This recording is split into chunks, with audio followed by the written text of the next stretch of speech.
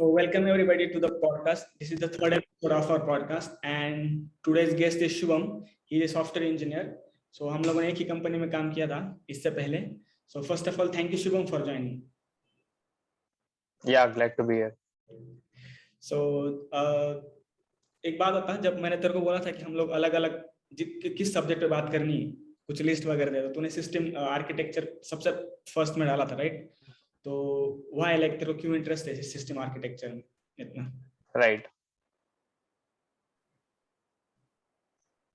So the main reason मैंने ये topic choose किया था कि because डेवलपमेंट जब डेवलपर्स की बात करते हैं तो the first thing developers do is they just rush into development और बस कोड लिखते हैं, एप्लीकेशन बनाते हैं एंड बस मतलब उनका सर्विस सही से चल रहा है, उनका ऐप सही से चल रहा है एंड दैट्स इट. उसके आगे का वो ज्यादा सोचते नहीं है.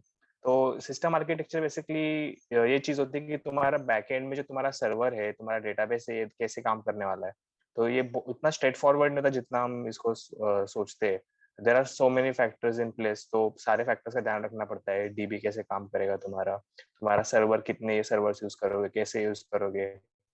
कैपेसिटी मैनेजमेंट होता है कि यूजर्स तुम्हारे कितने हो गए तो ज्यादा कॉस्ट ना है तुम्हारा, ये भी एक फैक्टर ध्यान में रखना होता है. नेटवर्किंग का ध्यान में रखना होता है. सिक्योरिटी इज अनदर फैक्टर जिसको ध्यान में रखना होता है. तो ये सारी चीजें लोग ज्यादा मतलब ज्यादा इसके बारे में पढ़ना ज्यादा बॉदर नहीं करते अनलेस एंड अनटिल जब उनका एक्चुअल काम आता है ये सब चीजों से रिलेटेड.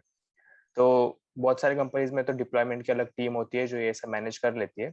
और स्टार्टअप्स या फिर स्मॉल कंपनीज में या फिर as a full stack developer अगर कोई है तो उसको ये सारी चीजें मैनेज करनी होती है. तो इसके वजह से ये टॉपिक चूज किया था. राइट. सो जस्ट तूने अभी बताया कि कितना इम्पोर्टेंट, राइट? सो कि अगर ये नहीं पता है तुमको क्या राइट. बट तू एक छोटा सा एग्जांपल लेके बता राइट. कि एक्चुअल में सिस्टम आर्किटेक्चर होता क्या है. एक छोटा सा एग्जांपल लेके कि इसमें ये ऐसे काम करता है, पीछे ये होता है, and that is called system architecture. अच्छा, तो कोई भी एप्लीकेशन ले लो. तो जैसे कोई चैटिंग एप्लीकेशन ले लो, व्हाट्सएप हो गया या फिर कोई भी फेसबुक मैसेंजर ऐसे कोई चैटिंग एप्लीकेशन है. तो जब दो क्लाइंट्स इंटरैक्ट करते हैं तो एज इन या फिर क्लाइंट सर्वर से इंटरैक्ट करता है, कोई भी इंटरैक्शन का जब वो चीज आता है बिटवीन टू एप्लीकेशंस, तो देयर इज बैकग्राउंड में कैसे इंटरैक्ट करेगा एंड ऑल दिस फैक्टर जो मैंने अभी डिस्कस किए ये सारे तुम्हारे सिस्टम आर्किटेक्चर के अंदर आते हैं. तो तुम जस्ट ब्लाइंडली सर्वर्स पे चीजें डिप्लॉय नहीं कर सकते. तो you have to plan accordingly कि तुम्हारा ज्यादा सर्वर है तो एक जगह पे तुम्हारा डेटाबेस होना चाहिए, सेंट्रलाइज डेटाबेस होना चाहिए. डेटाबेस भी अलग अलग रीजन्स में या फिर अलग अलग रेप्लिकेशंस में होना चाहिए. बैकअप्स होने चाहिए डेटाबेस के. तुम्हारा फायरवॉल होगा. ये सारे फैक्टर्स जो होते हैं ये तुम्हारे सिस्टम डिजाइन के अंदर आते हैं. राइट. सो बहुत सारे लोग इसलिए नहीं सीखते, मेरे को लगता है कि उनको लगता है ये बहुत सीनियर लेवल का काम है, मेरे को उसके बारे में अभी एग्जैक्टली. हाँ, अब मेरा काम एग्जैक्टली कोड करना है, राइट? हाँ, तो हर एंट्री लेवल डेवलपर सोचता है कि मेरा काम बस कोड करना है और ये कोई तो सीनियर देख लेगा क्योंकि ये बहुत हाई लेवल चीज है एंड लोग बॉदर ही नहीं करते इसको पढ़ने का. हाँ, बट ऐसा ऐसा नहीं है. जितना कॉम्प्लिकेटेड हम इसको सोचते हैं उतना कॉम्प्लिकेटेड सिस्टम डिजाइन है नहीं. थोड़ा बहुत पढ़ के कोई भी कर सकता है. तो देर आर लाइक तुम्हें पूरा का पूरा एक चार्ट मिल जाएगा. कोई बेसिक एप्लीकेशन ले लो, फॉर एग्जांपल एक ई कॉमर्स वेबसाइट ले लो. चलो सबसे आसान एग्जांपल. तो कोई एक ई कॉमर्स वेबसाइट का भी एक आर्किटेक्चर तुम्हें चाहिए. तो जब मान लो तुम अपना ई कॉमर्स साइट मजेंटो या वर्डप्रेस जैसे किसी प्लेटफॉर्म पे बना रहे हो, तो तुमने पूरा वेबसाइट बना लिया, तुम्हारा सब कुछ रेडी है, इन्वेंटरी रेडी, तुम्हारा डेटाबेस तुमने देख लिया, कोई माईएसक्यूएल डेटाबेस यूज कर लिया, सब कुछ रेडी है. अब है इसको डिप्लॉय करना. अब डिप्लॉय करने के मेरे पास ऑप्शंस कितने हैं. तो या तो अगर तुम कोई सर्विस लेते हो जो तुम्हारे फुल्ली मैनेज सर्विस लेते हो, तो फिर जैसे सिंपल सा प्लेटफॉर्म गोडैडी हो गया या फिर कोई और प्लेटफॉर्म जैसे और है ना होस्टगेटर और ये सब प्लेटफॉर्म से, राइट? तो इस पे तुम डायरेक्टली पूरा वर्डप्रेस का एप्लीकेशन, मजेंटो का एप्लीकेशन डिप्लॉय कर सकते हो. तो this is like a very basic level पे अगर तुम्हारा आर्किटेक्चर है तो एक डीबी होगा जो फुल्ली मैनेज्ड होगा, जिसका पूरा जो मैनेजमेंट है वो गोडैडी करेगा. And there is like infrastructure, right?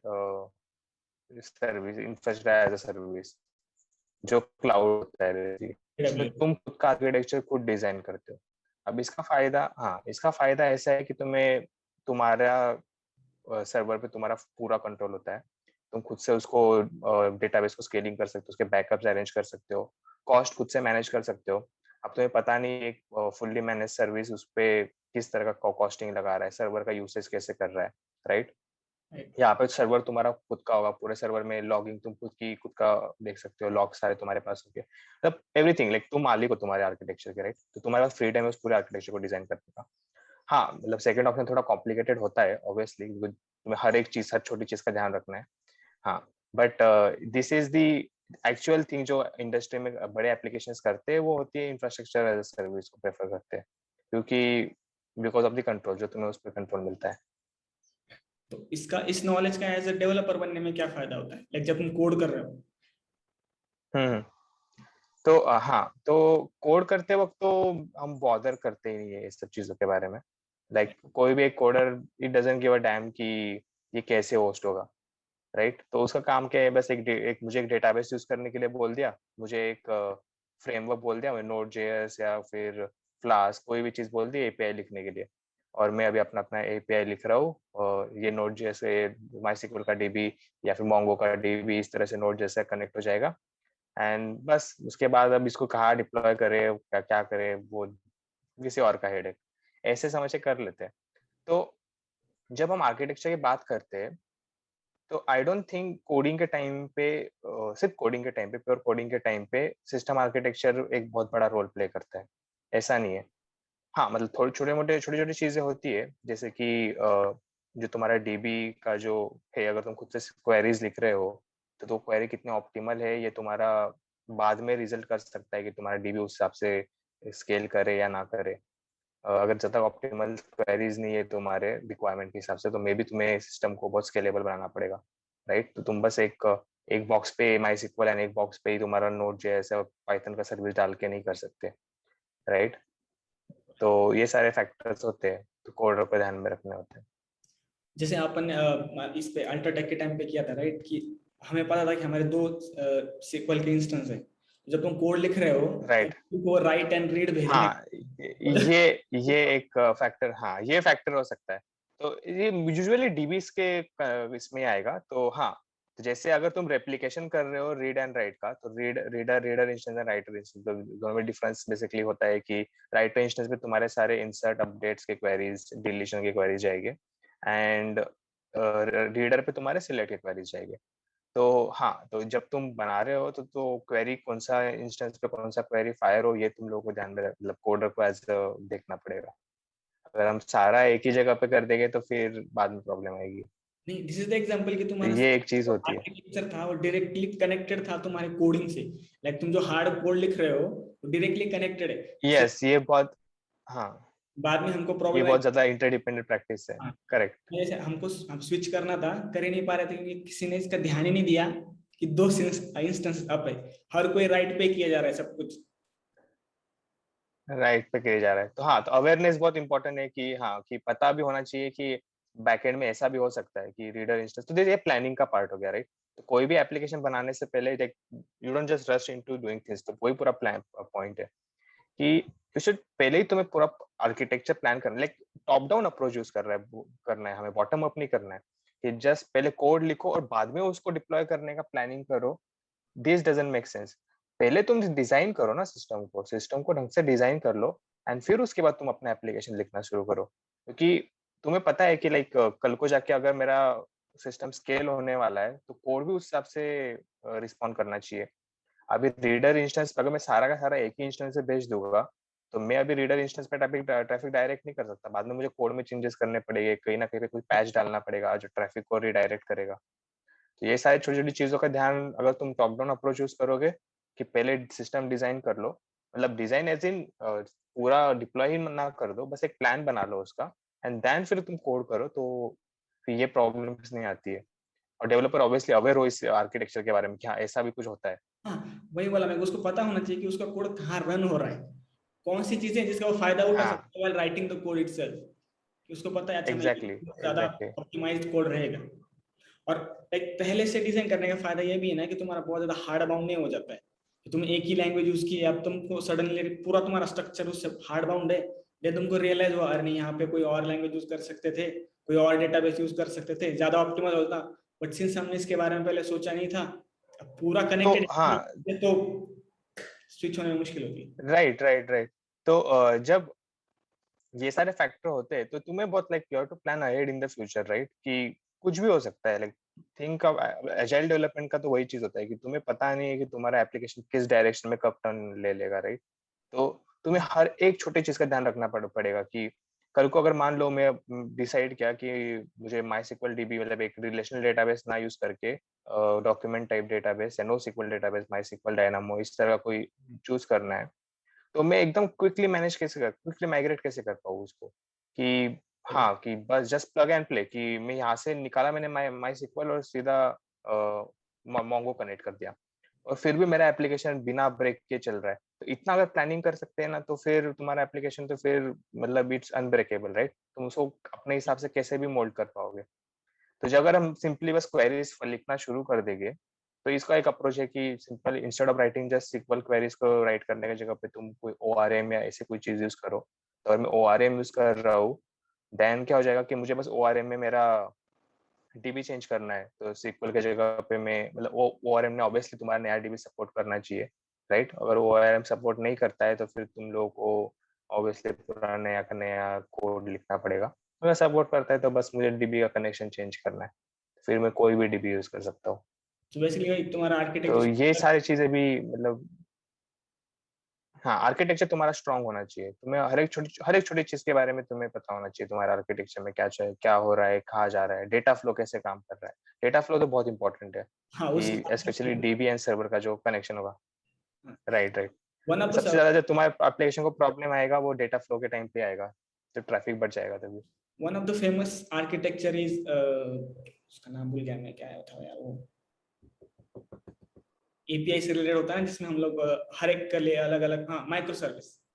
Micro services. Right, micro service. तो हम लोग माइक्रो सर्विस। भी ऐसा मानते थे हमारे एप्लीकेशन में जो हमने बनाया था कि वो माइक्रो सर्विस है। देन वी रियलाइज कि वो नहीं है। Right, so what is micro वो सर्विस आर्किटेक्चर? तो micro service architecture as in एक सिंपल लैंग्वेज में बोले तो तुम एक डेवलपर के ऊपर डिपेंडेंट नहीं हो, मतलब तुम्हारा आर्किटेक्चर डेवलपर के ऊपर डिपेंडेंट नहीं है, मतलब नॉट डेवलपर, एक सही कहे तो फिर डेवलपर के स्किल्स के ऊपर डिपेंड है। तो मेरे पास टीम है, it consist of Python developers, node JS developers, Java developers, काफी सारे लोगों की टीम है, right? And I need to work with all this people. अब एक बोल रहा है मैं सर्विस पाइथन में लिखना चाहता हूँ, एक बोल रहा है मैं जावा में लिखना चाहता हूँ, एक बोल रहा है मैं नोड जेएस में लिखना चाहता हूँ, कि उन लोगों की प्रोडक्टिविटी वहां पे सबसे बेटर रहेगी। तो अब मुझे इस तरह का आर्किटेक्चर चाहिए जो एक एक ही एपीआई हो, बट वो एपीआई अलग अलग सर्विस के लिए अलग अलग लैंग्वेजेस पे काम कर पाए, राइट? तो एक माइक्रो सर्विस जब बोलते हैं तो एक micro service is a simple monolithic service. Monolithic जो तुम्हारा नॉर्मल सर्विस होता है जिसके अंदर एक डीबी होगा, एक तुम्हारा एपीआई का लैंग्वेज होगा, लैंग्वेज का फ्रेमवर्क होगा, एंड दैट्स इट। तो ये दो चीजें, चलो दो चीजें अभी के दो चीजें कंसीडर करते हैं। तो पाइथन और एक बंदे ने बोला पाइथन और पोस्टग्रेस पे काम करूंगा, एक बंदे ने बोला मैं नोड जेएस और मोंगो पे काम करूंगा, एक बोल रहा है जावा और माइस्क्ल पे काम करूंगा। तो उन लोगों को अपने हिसाब से डेवलप करने दो। तो वो लोग, एक बंदा अपना पूरा का पूरा सर्विस अलग से जावा और उसमें बनाएगा माइस्क्ल में, एक बंदा अपना पूरा सर्विस नोड जेएस में और मोंगो में बनाएगा, एंड सेम पाइथन एंड पीसीक्वल में। तो अभी क्या करना है कि तुम्हें एक आर्किटेक्चर डिजाइन करना है कि फिर ये सर्विस एक दूसरे के साथ इंटरेक्ट कर पाए। मान लो पाइथन सर्विस को जावा सर्विस से के ऊपर डिपेंडेंसी है, then they will make a network call and then they will fetch a data. तो तुम्हें अपने एपीआई सर्विस इस तरह से बनानी है कि वो इंडिविजुअली तो अपना पर्पस सर्व करे ही, बट वो एक दूसरे के साथ इंटरेक्ट भी कर पाए। तो तुम एक विजुअलाइज करोगे तो you will see a network, जिसमें नेटवर्क ऑफ एपीआई, जिसमें हर छोटा सर्विस, लाइक बहुत सारे मल्टीपल सर्विसेज है, every service is capable of interacting with each other. और कोई सेंट्रलाइज्ड उनका, मान लो कोई यूजर का डेटा है तो यूजर का एक सर्विस बन जाएगा जो पूरा मतलब यूजर की इंफॉर्मेशन सर्व करेगा, सारे फिर सर्विसेज उस सर्विस से कम्युनिकेट करेंगे। तो ये एक इंटरडिपेंडेंट सर्विसेज का आर्किटेक्चर बन जाता है, राइट? तो वो माइक्रो सर्विस होता है। तो every small service is an independent service. उसकी वो दूसरे सर्विस उसके ऊपर डिपेंडेंट हो सकती है, but over the network, not language, not process. वो कम्युनिकेशन प्रोसेस पे नहीं करेगी, वो नेटवर्क पे कम्युनिकेट करेगी, एक अलग से एपीआई कॉल बनेगा। तो मैं चाहूँ तो ये सर्विस को अलग सर्वर पे डिप्लॉय कर दूं, और सर्वर पे क्या अलग क्लाउड पे डिप्लॉय कर दूं, कहीं पर भी डिप्लॉय करूँ, फर्क नहीं पड़ता। It is part of your architecture, but इस उसका पर्पस एक माइक्रो, एक छोटा पर्पस है उसका, एक पूरा तुम्हारा पूरे एप्लीकेशन का पर्पस नहीं सर्व कर रहा है, तो वो होता है micro service. So other than language independent, और इसका क्या फायदा होता है कि अगर तुमसे ये वाला आर्किटेक्चर यूज करो, क्योंकि अभी हर कोई लैंग्वेज इंडिपेंडेंट, तो हाँ, तो माइक्रो सर्विस काफी पॉपुलर है, तो इसका रीजन सिर्फ लैंग्वेज इंडिपेंडेंसी नहीं है। तो एक तो सबसे बड़ा फायदा मैंने बोला कि तुम कोई भी मतलब उस स्किल का मतलब कोई भी स्किल के बंदे को यूटिलाइज कर सकते हो। लाइक डजंट मैटर उसका स्किल कौन सा है, तुम उसको यूटिलाइज कर सकते हो 100% पोटेंशियल के साथ माइक्रो सर्विस। दूसरा एक बहुत बड़ा फायदा ऐसा है कि तुम्हारे सर्विस के रिक्वायरमेंट के हिसाब से तुम अपना फ्रेमवर्क चूज कर सकते हो। तो जैसे कि इसका एक अच्छा एग्जांपल देता हूँ मैं। अगर तुम्हारा कोई एमएल बेस्ड सर्विस है, राइट? अब ML based service works better with like R, MATLAB, Python, इन लैंग्वेजेस पे अच्छी तरह काम करता है, राइट? अगर तुमने तुम्हारा पूरा आर्किटेक्चर नोड जेएस में बना दिया, अब तुम्हें एक सर्विस जो है, जो तुम एमएल का फंक्शनलिटी चलाना चाहती है, हाँ मतलब मैं उसको नोड जेएस में भी लिख सकता हूँ, ऐसा नहीं है कि लिख नहीं सकता, बट कुछ डेवलपर्स का कहना है कि इसका पाइथन में इम्प्लीमेंटेशन बहुत ईजियर है, स्केलेबल है, परफॉर्मेंस अच्छा है, तो मैं पाइथन में क्यों ना लिखूं इसको।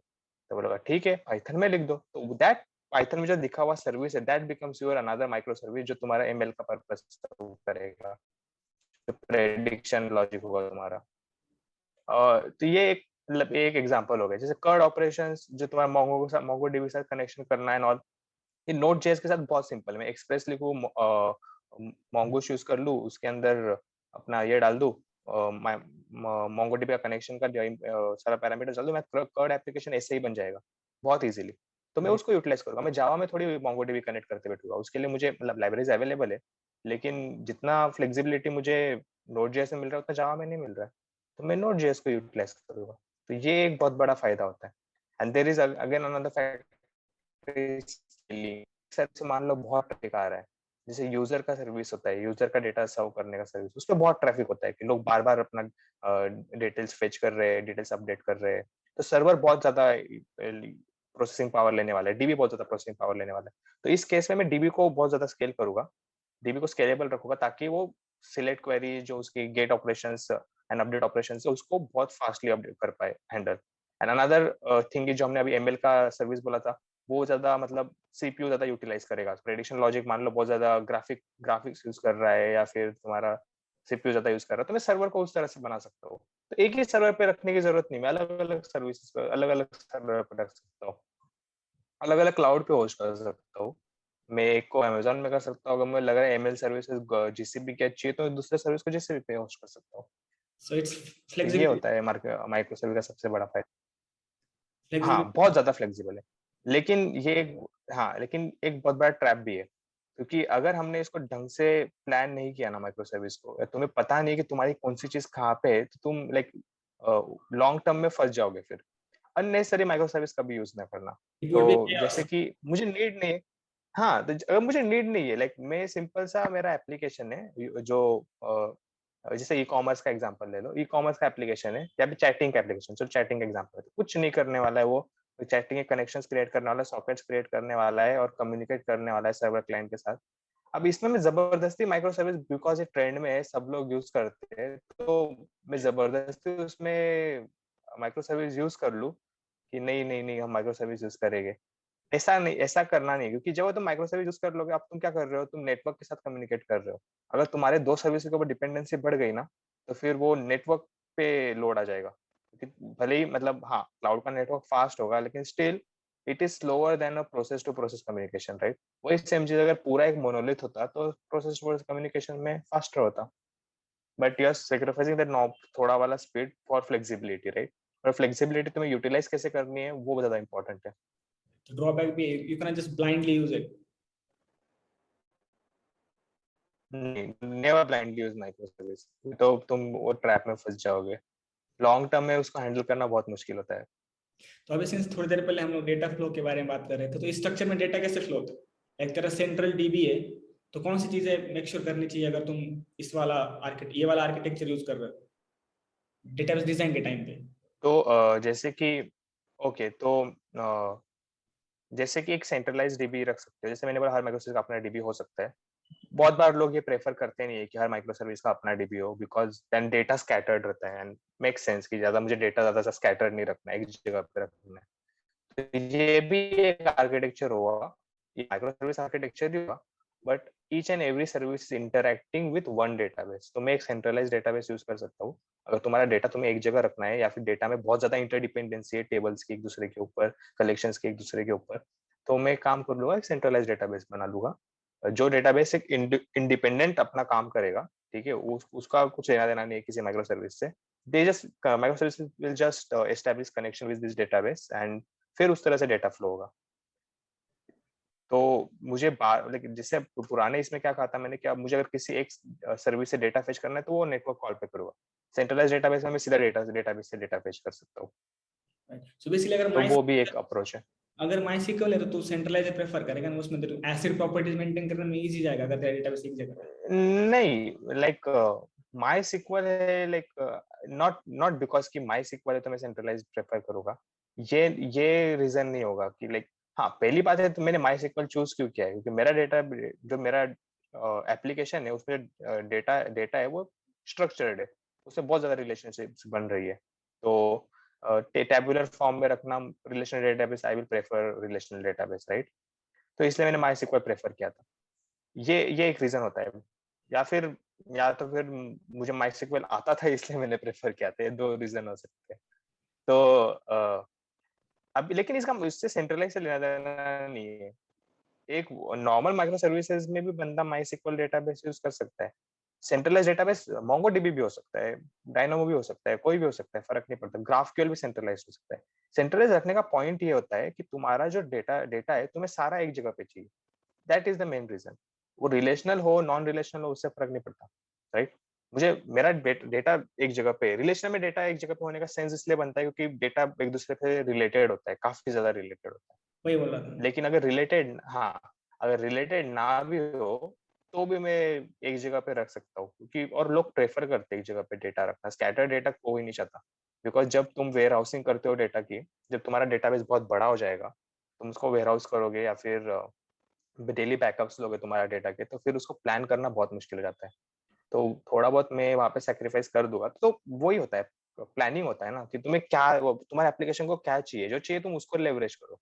मेरे डेटाबेस को अगर फ्लेक्सिबिलिटी चाहिए मेरे एप्लीकेशन को, या फिर मेरे पूरे टीम को, प्रोजेक्ट को फ्लेक्सिबिलिटी चाहिए, तो आई लाइक देख लूंगा मैं बैकअप बैकअप कैसे मैनेज करना है। मुझे बस फ्लेक्सिबल एप्लीकेशन चाहिए तो मैं पूरा माइक्रो सर्विस बना दूंगा। एक है कि नहीं, मेरा मेरा एप्लीकेशन बहुत डेटा इंसेंटिव है, ये डेटा का बहुत मेजर रोल प्ले करता है, एंड मैं फ्यूचर में इसकी वेयर हाउसिंग करूंगा, एनालिसिस करूंगा इस डेटा का, तो मुझे एक जगह पे डेटा चाहिए। तो फिर हाँ, फिर मैं उसको एक जगह पे रखूंगा। तो तुम्हारे एप्लीकेशन की डिमांड होती है, राइट। जैसे तुम्हारा एप्लीकेशन डिमांड करेगा वैसा तुम आर्किटेक्चर बनाओगे। अभी सिंस हम लोग डेटाबेस केस पे बात कर रहे हैं, तो ये काफी कॉमन इंटरव्यू क्वेश्चन है, ठीक है। अब बहुत सारे स्टूडेंट्स देखने वाले हैं। हम्म। सो बेसिकली हम यूजुअली पूछते हैं ना इंटरव्यू में कि कौन सा डेटाबेस चूज करोगे इस चीज के लिए। अब ऐसा है कि हर दिन एक नया डेटाबेस आता है। So how will you decide right. Parameters कि तुम्हारा इस एप्लीकेशन के लिए ये वाला डेटाबेस ज्यादा सूटेबल है, इस एप्लीकेशन के लिए ये वाला डेटाबेस सूटेबल। तो छोटे छोटे ओके। लेके बता सकता है क्या कि कौन से इसके लिए। हम्म। तो जैसे मैं इसको लाइक मैं कैसे चूज करता हूँ कि इसका अप्रोच कैसे होना चाहिए कि डेटाबेस कौन सा चूज करना है, तो सबसे पहली चीज होती है कि तुम्हारे डेटाबेस में तुम एंटिटीज देखो कौन सी है, राइट। तो अगर तुम्हारे डेटाबेस में यूजर एंटिटी है, तुम्हारे डेटाबेस में कस्टमर्स एंटिटी है, प्रोडक्ट्स एंटिटी, ई कॉम का एग्जांपल लेते हैं तो कस्टमर्स हो गया, प्रोडक्ट हो गया, इन्वेंटोरी हो गया, तो ये समय तुम्हारे सारे एंटिटीज है, राइट। अब इनके अंदर रिलेशनशिप्स देखो कैसी बन रही है, कि बहुत ज्यादा रिलेशनशिप्स बन रही है या फिर नहीं बन रही है। तो और देखो कि वो स्ट्रक्चर कितना वो है, क्या कहते हैं, तुम्हारा स्कीमा कितना वो है, स्टेबल है। स्कीमा बहुत ज्यादा फ्लेक्सिबल नहीं है। तो ये दो चीजें देखनी तुम्हें। एक तो पहले रिलेशनशिप्स कैसे, तीन चीजें actually. First is identifying your entities, second is identifying relationship between their this entities, and third is flexibility of schema. Okay. तो अगर तुम्हें लग रहा है कि एंटिटी आइडेंटिफाई करना हर डेटाबेस के लिए तुम्हें करना पड़ेगा, नो मैटर कैसा भी हो, अगर तुम आइडेंटिफाई करते हो एंड देन तुम्हें लग रहा है कि इस एंटिटीज एंटिटीज के बीच में रिलेशनशिप्स काफी सारी बन रही है, और बहुत ज्यादा कॉम्प्लिकेटेड रिलेशनशिप, तो वैसे टाइम रिलेशन डेटाबेस को प्रेफर करना चाहिए, राइट? बिकॉज टेबुलर फॉर्म में तो मैं रिलेशनशिप्स मैनेज आसानी से कर पाऊंगा। अभी मेरी रिलेशनशिप इतनी ज्यादा बन नहीं रही है मेरे एप्लीकेशन में, एक टेबल है, दो टेबल है, एक से ज्यादा रिलेटेड नहीं है, थोड़े बहुत पैरामीटर रिलेटेड है, तो मैं शायद MongoDB भी प्रेफर कर पाऊँ यूज करने के लिए, तो मैं पूरा का पूरा एक डेटा एक जेसन स्ट्रक्चर में रख सकता हूँ, मुझे फर्क नहीं पड़ता, तो मैं MongoDB प्रेफर करूंगा। तो ये दूसरा रिलेशनशिप एक दूसरा पैरामीटर। तीसरा जो एक बहुत मेजर फैक्टर प्ले करता है एक रिलेशनल नॉन रिलेशनल डेटाबेस को चूज करने में, वो है स्कीमा की फ्लेक्सिबिलिटी। तुम्हारा स्कीमा कितना डायनामिक है। तो जैसे कि मैं किसी एक एंटिटी के लिए 3-4 पैरामीटर रख रहा हूँ, और सेम पैरामीटर एप्लीकेशन अलग से, राइट? तो फॉर एक एग्जांपल है, तो इसे एट्रीब्यूट्स है, राइट? तो अगर मैंने कोई एक जैसे कोई प्रोडक्ट है तुम्हारा, मान लो, और उसके कुछ एट्रीब्यूट्स रखने हैं मुझे, ठीक है? तो 4-5 एट्रीब्यूट कॉमन हो गए, जैसे कि प्रोडक्ट की प्राइस हो गई, प्रोडक्ट का डिस्क्रिप्शन हो गया, और प्रोडक्ट का ये हो गया, क्या कहते हैं, सेलर हो गया। तो ये 3-4 एट्रीब्यूट्स कॉमन है, उसका कोई आइडेंटिफायर हो गया, राइट? पर अभी मैंने यूजर को फ्लेक्सिबिलिटी दी है कि वो अपने खुद के एट्रीब्यूट्स डाल सकता है, राइट? उसको कुछ भी डालना है तो लोकेशन डाल सकता है, कलर डाल सकता है, कुछ भी डाल सकता है। अभी ये 4 पैरामीटर तो कॉमन थे, बट बाकी के जो कस्टम एट्रीब्यूट्स है, यूजर अपने हिसाब से कुछ भी डाल सकता है। मैंने पूरी फ्लेक्सिबिलिटी दे दी यूजर को कि अब डिपेंडिंग ऑन प्रोडक्ट, कुछ भी, कोई इलेक्ट्रॉनिक भेज रहा है, कोई गाड़ी भेज रहा है ऑनलाइन, तो डिपेंडिंग ऑन देयर रिक्वायरमेंट की वो कुछ भी पैरामीटर्स डाल सकते हैं। अब ऐसे ऐसे केस में एक रिलेशनल डेटाबेस, एक टेबल मेंटेन करना कितना मुश्किल हो जाता है। तो क्योंकि टेबल में मुझे ये 4 पैरामीटर कॉलम तो बना लूंगा, और लेकिन 5वें वाले बाकी 5वां, 6ठा, 7वां इसका क्या करूँ? फिर ऐसे केस में लोग क्या करते हैं, जेसन बना के टेबल में एक कॉलम में कस्टम एड्रेस बोल के स्टोर कर देते हैं, राइट? जो भी अभी, हाँ, मतलब अभी तुम्हें जेसन की वजह से फ्लेक्सिबिलिटी मिलती है तो तुम कर लेते हो उसको। बट जब क्वेरी करने की बात आती है तो फिर जेसन पे क्वेरी करना, मतलब हालांकि आजकल डेटाबेसेस जेसन्स भी क्वेरी करने के लिए सपोर्ट करते हैं, बट ये उतना सिंपल नहीं होता जितना यही चीज अगर मैं मोंगो के साथ करता। मोंगो में तो मुझे पूरा का पूरा जेसन पे कंट्रोल मिल गया ना। मैं तो की वैल्यू पेयर डालनी है मुझे, बस की वैल्यू पेयर आराम से स्टोर कर सकता हूँ। तो ये सारे फैक्टर्स को तुम देख सकते हो डेटाबेस चूज करते हो। अनदर चीज थिंग इज तुम कितना फास्ट रिट्रीव करना चाहते हो डेटा को, राइट? ये भी एक फैक्टर होता है डेटाबेस चूज करने में। तो मान लो सिंपल सा एग्जांपल है, जो तुम्हारा सोशल मीडिया का पोस्ट होता है, राइट? उस पे कमेंट्स होते हैं, लाइक्स होते हैं, ये सारी चीजें होती है। अब जब मैं स्टोर करूंगा तो मैं स्टोर करना चाहता हूँ कि कौन से यूजर ने लाइक किया है। बस काउंट नहीं स्टोर करना है, मुझे ये भी स्टोर करना है कि कौन से यूजर ने लाइक किया हुआ है, कौन से यूजर ने इस पे कमेंट किया, कौन से यूजर ने इसको शेयर किया है। तो मैं सारी इन्फॉर्मेशन डीबी में रखता हूँ, हर कोई रखता है, क्योंकि आज बाद में इसके एनालिसिस के काम आता है, मार्केटिंग के काम आता है, बड़े सारे फैक्टर्स होते हैं। लेकिन जब मैं अभी काउंट, एक पोस्ट का काउंट रिट्रीव करने चाहता हूँ, तो फिर मुझे माई सिक्वल में एक क्वेरी लगाना होगा कि काउंट करो कि कितने लोगों ने एक पोस्ट के लिए कितने लोगों की एंट्री हुई है। तो लाइक्स के टेबल में मैं हर एक एंट्री देखूंगा कि इस पोस्ट की कितनी है, और मैं काउंट क्वेरी से उसको फेच करूंगा, राइट? अगर मैं इस काउंटर मेंटेन कर रहा हूँ तो काउंटर को बार बार अपडेट करना होता है। तो ये सारे फैक्टर्स होते हैं, इसमें ध्यान रखना होता है। दूसरा है, अगर मोंगो कर रहा हूँ, मोंगो में भी ये सेम चैलेंज फेस होगा मुझे, ऐसा नहीं मोंगो में नहीं होगा, मोंगो में भी मुझे काउंट करने का चैलेंज फेस होगा। तो ऐसे केसेस में एक बेटर डेटाबेस कौन सा होता है कि मैं एक की वैल्यू मैप यूज कर लूँ, राइट? तो इंस्टेड ऑफ कि फेचिंग की ये यूजर ने ये किया हुआ है, मैं सिंपल डाल दूंगा कि ये यूजर ने इसको लाइक किया है या नहीं किया है, राइट? तो एक की वैल्यू मैप बना लूंगा और वहां पे काउंटर मेंटेन कर लूंगा। तो उस केस में मुझे क्या करना है, बस चेक करना है कि, और उसमें एंट्रीज करते रहूंगा, बस देखना है मुझे कि ये क्या कहते हैं, इस पोस्ट पे इस यूजर ने लाइक किया है क्या। मैं बस जाऊंगा डीबी में सर्च करूंगा इसकी क्या अगेंस्ट पेयर की वैल्यू पेयर एग्जिस्ट करता है, तो वो बहुत फास्ट रिट्रीव करेगा, राइट? क्योंकि क्योंकि जब हम इसको बहुत बड़े स्केल पे सोचेगा, थाउजेंड्स ऑफ पोस्ट हो गए, थाउजेंड्स ऑफ यूजर्स ने लाइक किया होगा, तो उसको फेच करना कितना मुश्किल हो जाता है। वही सेम चीज की वैल्यू पेयर के डेटाबेस में करेंगे, मतलब रेडी से ऐसे किसी सिस्टम में करेंगे तो ज्यादा बेटर होगा। तो अगेन तुम्हारे एप्लीकेशन के रिक्वायरमेंट के हिसाब से तुम तुम्हारा डीबी चूज कर सकते हो, और करते भी है, जैसे हमने भी अल्ट्राटेक में किया था, राइट? हमने हाँ, ये जो सारा यूजर का इंफॉर्मेशन है, प्रोजेक्ट्स का इंफॉर्मेशन है, वो सारा हमने इसमें रखा, डीबी में रखा, अपना माई में रखा। बट जो लाइक का इंफॉर्मेशन था, वो हमने सारा रेडिस में रखा था, वो हमने डीबी में रखा। फिर एक्सेस टोकन का इंफॉर्मेशन था, वो हमने रेडिस में रखा था, बिकॉज रिट्रीवल फास्ट होता है ना। अब टोकन का क्या है, हर हर एक एपीआई पे मुझे टोकन रिट्रीव करना है, हर एक एपीआई पे। तो वो जाके जब मेरा डीबी में lakhs and lakhs of token store हो जाएंगे, तो उसको हर बार क्या वो सर्च करते फिरेगा वो एक टोकन को? नहीं ना। तो बेटर है कि बस मैं डीबी में की वैल्यू मैप से चेक कर लूँ, जो 100 टाइम्स फास्टर, 100 मतलब एक बहुत मतलब काफी टाइम फास्टर है इससे, माई सिक्वल से। अभी like database is very important part of any product, right? कि तुम्हारा प्रोडक्ट कितना फास्ट काम करेगा इस पे डिपेंड करता है कि तुम्हारा डीबी कितना वेल डिजाइंड है, राइट? तो जो बच्चे माई SQL वगैरह पढ़ रहे हैं कॉलेज में, राइट। तो डेटाबेस डिजाइन कैसे अच्छे से पढ़ना चाहिए, क्योंकि अभी क्या होता है कॉलेज में वो लोग बस 1NF 2NF 3NF का डेफिनेशन वगैरह पढ़ रहे हैं, but that actually means something. हाँ what is the right way to learn हाँ। डेटाबेस? तो right way to start learning database, start designing your schemas. Okay, तो सबसे पहले ये जो तुमने 1NF 2NF बात की, ये तो नॉर्मलाइजेशन होता है बेसिकली, ये राइट। ये सारे फैक्टर्स सिर्फ not just on paper but actually देखो, मतलब तुम उसको स्टडी करो कि नॉर्मलाइजेशन करोगे तुम्हारा स्पेस बचेगा, अगर तुम उसको डीनॉर्मलाइज करोगे बहुत ज्यादा तो तुम्हारा स्पीड बढ़ जाएगा, बिकॉज तुम्हें अभी जॉइंट्स नहीं लगाने हैं। तो ये भी एक चीज होती है। तो इसका एक बहुत अच्छा एग्जांपल मेरे पास है, कौन से कंपनी ने किया था ये, आई थिंक पेटीएम ने किया था, ये पेटीएम ने किया था या पेपाल ने किया था, कोई तो एक फाइनेंस का कंपनी था।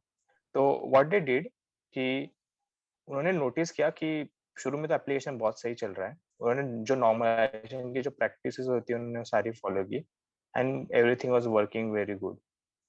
बट क्या हो गया, जब उनका डीबी बहुत बड़ा होना शुरू हो गया ना, तो फिर क्योंकि डीबी बड़ा हो रहा है तो बिकॉज उन्होंने नॉर्मलाइज करके रखा हुआ है उनके डीबी को, तो जॉइंस ज्यादा लग रहे हैं, जॉइन ज्यादा लग रहे हैं, तो फिर इंडेक्सिंग होने के बावजूद भी फेच करने में टाइम लग रहा है। तो उन्होंने नोटिस करना, जैसे मतलब उन्होंने एक चीज नोटिस की कि जैसे मेरा डेटा बढ़ रहा है, मेरा ये सिलेक्ट का क्वेरी स्लो होते जा रहा है। ऑब्वियस था, काफी ऑब्वियस था कि ये होने ही वाला है। तो उन्होंने सोचा कि अब इसको सॉल्व कैसे करें।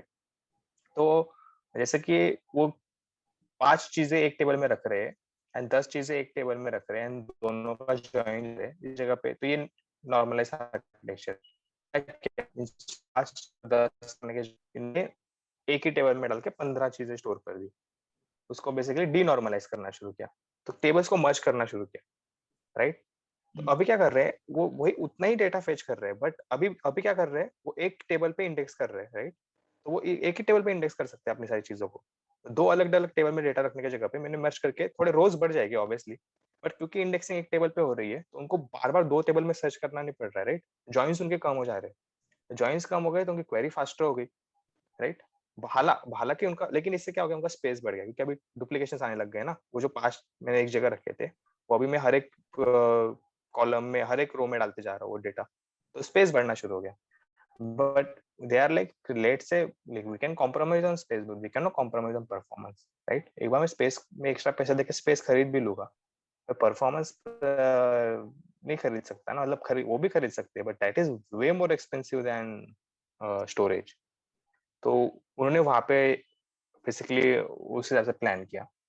तो हाँ, तो तुम्हारा डीबी कितना नॉर्मलाइज हो करना है, डीनॉर्मलाइज करना है, ये तुम्हें इस तरह से तरीके से सोचना है कि कौन से डीबी में डेटा ज्यादा है, कौन से टेबल में डेटा ज्यादा आएगा, राइट।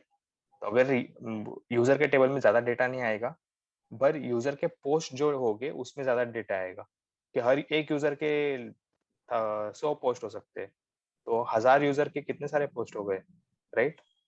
अराउंड 1 लाख पोस्ट हो गए 1000 यूजर के बस। तो काफी बड़ा डिफरेंस है ना उन दोनों टेबल्स में। तो अभी वो पोस्ट के टेबल को और डिनॉर्मलाइज नहीं करना चाहता है, तो फिर वो 1000 पोस्ट के लिए, मतलब 1 लाख पोस्ट के लिए और 50 वो नहीं आता। तो ये प्लान बहुत जरूरी होता है, डेटा कैपेसिटी मैनेजमेंट बोलते हैं इसको।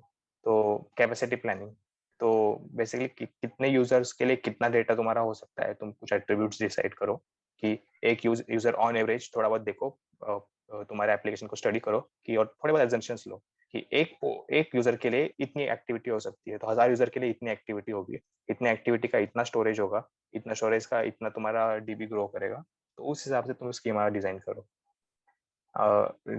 रिलेशनल, अगर नॉर्मलाइजेशन की बात करें तो वो रिलेशनल में ये चीज प्ले करती है, नॉन रिलेशनल डेटाबेस में तो तुम्हें डंप करना है बस डेटा को। बट बेसिकली उन्हें बट practice करना चाहिए इस चीज का, like पढ़ना क्या क्या चाहिए बच्चों ने, ताकि उनका थोड़ा स्किल बढ़े, क्योंकि इंटरव्यूज में हर बार आता है, अगर तुमको सॉफ्टवेयर इंजीनियर बनना है तो हर इंटरव्यू क्वेश्चन में होता ही है। ये चीज लाइक, हाँ, तो ये चीज तुम्हें बस लाइक थियोरेटिकल नॉलेज लेके कुछ होगा नहीं ना, लाइक मैं बस इसको पढ़ के नेट पे मैं भले ही सर्च करूँ कि माइस्क्ल में नॉर्मलाइजेशन कैसे काम करता है, तो हाँ मतलब मुझे थियोरेटिकल नॉलेज तो मिल जाएगा, लेकिन प्रैक्टिकल मुझे कैसे पता चलेगा? प्रैक्टिकल पता चलेगा जब मैं उसको एक्चुअली इम्प्लीमेंट करके देखूंगा, राइट? तो थोड़ा ट्राई करो, लाइक नेट पे सर्च करो, कोई एक स्कीमा, कोई पॉपुलर स्कीमा उठा लो, नेट पे ढेर सारे मिलते हैं, प्रॉब्लम स्टेटमेंट उठा लो, बेटर कोई प्रॉब्लम स्टेटमेंट उठा लो प्रॉब्लम स्टेट और उठा ट्राई करो कि उसका स्कीमा कैसे डिजाइन कर सकते हो। एग्जैक्टली तो कोई भी एक प्रॉब्लम स्टेटमेंट ले लो, कोई भी ले लो, खुद का बना लो, कोई प्रॉब्लम स्टेटमेंट, फर्क नहीं पड़ता। लाइक कोई नॉनसेंस एप्लीकेशन बना लो, कोई फर्क नहीं पड़ता। तुम्हारा एम यहाँ पे एप्लीकेशन का पर्पस सर्व करना नहीं है, यहाँ पे एम तुम्हारा तुम्हारा डीबी डिजाइन करना है, ट्राई टू डिजाइन स्कीमा। बस ब्लाइंडली डेटा को स्टोर मत करो, बस यही एक चीज है। लाइक हर चीज को प्लान करो, यूजर का टेबल होना चाहिए, यूजर के टोकन्स का टेबल, तुम टोकन्स डीबी में रख रहे हो तो टोकन्स का टेबल होना चाहिए, यूजर के पर्सनल डिटेल्स और ये सारे बाकी इंफॉर्मेशन है वो कैसे स्टोर करनी है, उसका एक अलग से टेबल होना चाहिए या नहीं होना चाहिए, क्या पता शायद बिना उस टेबल के भी काम बन जाए।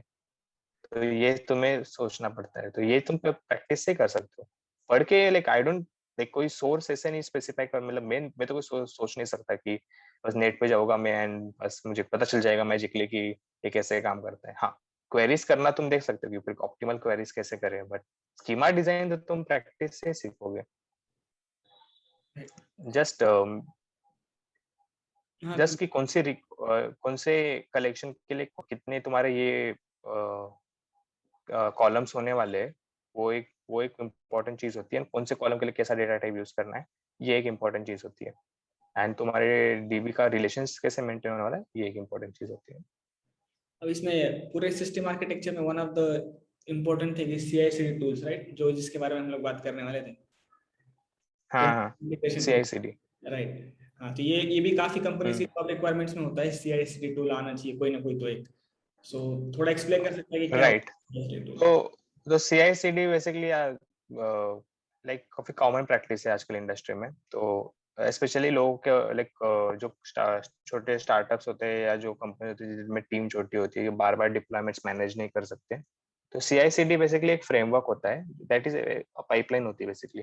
तो लाइक एक एक्शन बहुत सारे मल्टीपल एक्शन इन्वोक करता है। दिस एक्शंस आर बेसिकली कुछ नहीं, जो तुम्हारे डिप्लॉयमेंट के स्टेप्स होने वाली है, तो ऑटोमेटेड डिप्लॉयमेंट होता है।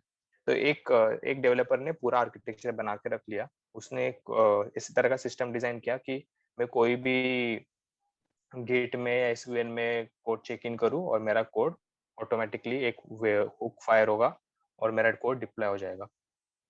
तो सीआईसीडी का कैसे होगा कि मतलब ये चीज लोग पूछते इसलिए या आनी इसलिए चाहिए, क्योंकि सीआईसीडी में तुम्हें मेन चीज होती है like what they are concern about about is तुम उसको कमिट कैसे कर रहे हो। लाइक तुम उसको बस ब्लाइंडली कमिट कर रहे हो, नहीं कर रहे हो, राइट? तो उसमें अगर तुम सीआईसीडी के रूल्स के हिसाब से तुम्हें उसको रिव्यू में डालना है या फिर मर्ज रिक्वेस्ट क्रिएट करनी है, तो ये चीजें आनी चाहिए, राइट? कोई गिटलैब यूज कर रहा है तो स्पेशली वो पूछते हैं इसलिए कि तुम्हें गिटलैब आता है, ताकि उनको बाद में ट्रेन ना करना पड़े यूजर को नहीं, सॉरी, एम्प्लॉय को, कि अलग से गिटलैब में कैसे काम है, जेंकिंस यूज कर रहे हो तो जेंकिंस कैसे काम करता है। तो ये छोटी छोटी चीजें होती है सीआईसीडी की, बट एक मेजर रोल प्ले करती है, स्पेशली जब तुम तुम्हारे डिप्लॉयमेंट्स को मैनेज करने जाते हो ना। तो क्योंकि तुम जो कोड सीआईसीडी में से होगा, जो मैं कोड लिखूंगा वो कोड बॉक्स मतलब चले जाएगा ऊपर सिस्टम में, तुमको जैसे तुमने कमिट किया है वैसे सिस्टम में चले जाएगा, राइट? कुछ कुछ कंपनी इसके रीजन से सीडी करती है, बट सीआई नहीं करती है, राइट? मतलब वो डिप्लॉयमेंट, सॉरी, सीआई करती है बस सीडी नहीं करती है। इसका मतलब है कि वो कोड कमिट, यूजर को बोले तुम कोड कमिट करो, लेकिन वो मैनुअल डिप्लॉयमेंट करते हैं। ट्रिगर में बटन की क्लिक पे डिप्लॉय होगा इस तरह से। हाँ ट्रिगर पे रखते हैं। तो क्योंकि बाद में उसको रिव्यू करते हैं कोड को, उनको लग रहा है सब सही से चल रहा है तो फिर ही वो डिप्लॉय करते हैं, ऐसे भी प्रैक्टिस होती है, राइट। बट अगर CI भी इम्प्लीमेंट है तुम्हारे इसमें, मतलब तुम कोड कमिट एंड डिप्लॉय वाली चीज है, तो तुम्हें ये सब क्रूशियल चीजें पता होनी चाहिए कि तुम्हारा एक्चुअली काम कैसे कर रहा है। तो तुम कुछ गलत सा कोड, कोई गलत सा कोड कमिट कर दोगे या कोई फाइल को छेड़ दोगे जो CI/CD के अंदर इंपॉर्टेंट रोल प्ले कर रहा है, जैसे कि जेंकिंस में हम एक कॉन्फ़िगरेशन फाइल मेंटेन करते हैं, YAML फाइल मेंटेन करते हैं, या फिर इसमें मेंटेन करते हैं, GitLab में मेंटेन करते हैं, GitHub में मेंटेन करते हैं। एक YAML फाइल होता है जिसमें तुम कॉन्फ़िगरेशन लिखते हो तुम्हारा, राइट, कंटेनर्स कैसे यूज होते हैं, तुम्हारा क्या क्या स्टेप्स होने वाली है। अगर वो फाइल छेड़ गई तो फिर तुम्हारा पूरा CI/CD का पाइपलाइन छेड़ जाता है। तो कोई उसको ना, मतलब पता हो कि उनको कि वो फाइल है कि उसका पर्पस क्या है, तो कोई ब्लाइंडली उसको कुछ छेड़ ना दे। तो ये सब चीजों की वजह से उनको CI/CD का नॉलेज भी होना चाहिए, ऐसे कंपनी प्रेफर करती है। जिन लोगों को नहीं पता है मतलब CI/CD ना होने का नुकसान क्या होता है, मैं एग्जांपल देता हूँ। जहाँ पे हम लोग काम करते थे वहां पे हम्म। अगर तुमको डिप्लॉय करना है कोई कोड, तो पहले तो उसका टार बनाओ, लोग करी टार फाइल, फिर उसको SSH करके बॉक्स पे डालो, वहां पे एक स्क्रिप्ट है वो उसको राइट। करके फिर सर्विस को रिस्टार्ट करेगी, फिर तुम्हारे डेटाबेस स्क्रिप्ट चलाओ। अब ये तो हो गया तुम्हारे एक बॉक्स पे, ऐसे हमारे 3 होते थे, तो ये 3 बार कोड, चार तीन तीन चार बॉक्स पे करो। फिर उसमें ह्यूमन हम्म। के चांसेस इतने बढ़ जाते हैं कि मैंने खुद एक बार बहुत ज्यादा बढ़ जाता है ह्यूमन एरर। भी प्रोडक्शन में डाल दिया था। ये बहुत तो ही यही चीज होती है, देखो ह्यूमन मैनुअल, यही तो हो गया, मैनुअल डिप्लॉयमेंट हो गया ना ये। तो जो चीज एक सॉफ्टवेयर कर सकता है, क्योंकि रिपीटेटिव टास्क है ना, क्योंकि बार बार मैं वही चीज कर रहा हूँ, तो मैं आराम से इसके लिए एक प्रोग्राम लिख सकता हूँ। तो जो एक चीज सॉफ्टवेयर जो मेरे से बेटर कर सकता है, वही काम अगर मैं ह्यूमन को बोल देंगे तो फिर हाँ, एरर के चांसेस बढ़ जाते हैं। भले ही वो कितना भी अच्छा डिप्लॉयर हो, बट एक छोटी सी मिस्टेक हो गई तो फिर उसको फिर पता नहीं होता, एक तो मैनेज लाइक कौन सी गलती कहाँ पे की है, किस डेवलपर ने, किसने किया है डिप्लॉय। फिर देखो तुम्हारे लॉग्स में किसने डिप्लॉय किया था लास्ट, फिर पकड़ो उसको, देखो उसने क्या डिप्लॉय किया था, उसको पूछो। ये सब चीजें मुझे सॉफ्टवेयर के साथ डील नहीं करनी पड़ेगी। वहाँ पे तो बस कमिट करो और वो बस खुद ही सारा पाइपलाइन जो तुमने जिस तरह से डेवलप किया कर देगा डिप्लॉय। तो हाँ, ऑब्वियसली एरर की चांसेस कम हो जाएगी। आई थिंक हमने बहुत सारी चीजों को टच कर लिया है। वन एक चीज जो रह गई थी वो थी कैशिंग, वो ही बहुत इंपॉर्टेंट होती है। अगर तुम्हारे एप्लीकेशन को फास्ट बनाना है, इट्स नॉट जस्ट तुम्हारा डेटाबेस, राइट। या फिर कैशिंग भी बहुत इंपॉर्टेंट रोल हाँ, प्ले। सो कैन तो यू जब हम डेटा फ्लो की बात कर रहे थे, तो कैशिंग एक बहुत बड़ा फैक्टर प्ले करता है, स्पेशली परफॉर्मेंस की जब बात होती है, राइट। तो कैशिंग होता क्या है बेसिकली कि तुम कहीं पे टेम्पररी डेटा स्टोर करके रख रहे हो, कैशे स्टोर करके रख रहे हो, एंड बिकॉज हमारा डीबी जो है उस पर तुम्हें बहुत ज्यादा लोड नहीं देना है, तो तुम उस टेम्पररी स्टोरेज में से डेटा फेच कर रहे हो, क्योंकि वो बहुत ज्यादा फ्रिक्वेंटली रिट्रीव हो रहा है वो डेटा, राइट। कोई डेटा है यूजर की इन्फॉर्मेशन रिक्वेंटली रिट्रीव हो रही है डीबी में से, तो मैं क्या काम करूंगा, जो फ्रिक्वेंटली आ रही है मैं उसको कोई फास्टर स्टोरेज में रखूंगा। तो caches are usually faster than normal DB. वो लाइक मेमोरी में स्टोर कर, इन मेमोरी होता है वो, रेडिस या कोई भी मेम कैश ले लो, कोई भी ले लो, तो इन मेमोरी होता है। इन मेमोरी होने की वजह से वो फास्ट होता है, बिकॉज वो रैम में ही तुम्हारा की वैल्यू मैप रखता है, एंड की वैल्यू मैप होने की वजह से भी फास्ट होता है। तो it's lot more faster than your dB. तो लोग हाँ कैशिंग प्रेफर करते हैं। तो जो भी डेटा फ्रिक्वेंटली रिट्रीव हो रहा है, जो बार बार अपडेट नहीं हो रहा है, जो काफी स्टैटिक डेटा है, इस तरह की जो चीजें होती है मैं उसको कैशे में रखता हूँ, राइट।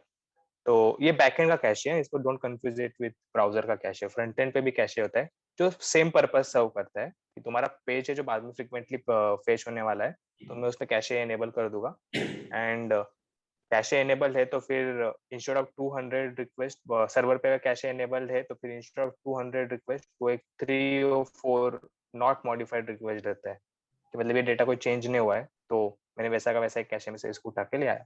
सर्वर पे अगर ढंग से तुमने कैशे एनेबल किया, फ्रंट एंड पे तो फिर वो नेटवर्क कॉल करता ही नहीं है, वो कैशे में से ही पूरा का पूरा फाइल उठा लेता है, तो नेटवर्क कॉल बच जाता है तुम्हारा पूरा, तो वो ऑब्वियसली ज्यादा फास्टर होता है। तो परफॉर्मेंस में कैशे भी एक तुम्हारे आर्किटेक्चर में बड़ा रोल प्ले करता है। आई थिंक जब हम लोग बात करते हैं कोई प्रोडक्ट कितना अच्छा है, like in terms of web products कितना फास्ट काम कर रहे हैं, तो शायद लोगों को ये चीज समझनी चाहिए कि वो सिर्फ तुम्हारा कोड नहीं होता है, it's just symphony of all this things working together. तुम्हारा डेटाबेस कितना राइट। हाँ। तुम्हारा राइट राइट। इंफ्रास्ट्रक्चर कितना स्केलेबल है, तुमने कैशिंग कितना यूज किया हुआ है, फ्रंट एंड पे भी कैशिंग, बैक एंड पे भी कैशिंग, राइट? तो एक्चुअली कोड वैसे कोड देखा जाए तो एक बहुत स्मॉल पार्ट है तुम्हारे एप्लीकेशन का। देयर आर, हाँ, बहुत छोटा पार्ट है कोड। इंस्ट्रक्शन की, हाँ, मतलब इम्पोर्टेंट पार्ट है, छोटा है लेकिन इम्पोर्टेंट पार्ट है। सेट्स ऑफ इंस्ट्रक्शन जो तू बताने वाले कि तुम्हारा एप्लीकेशन कैसे काम करे, तुम्हारा लॉजिक है, बिजनेस लॉजिक है।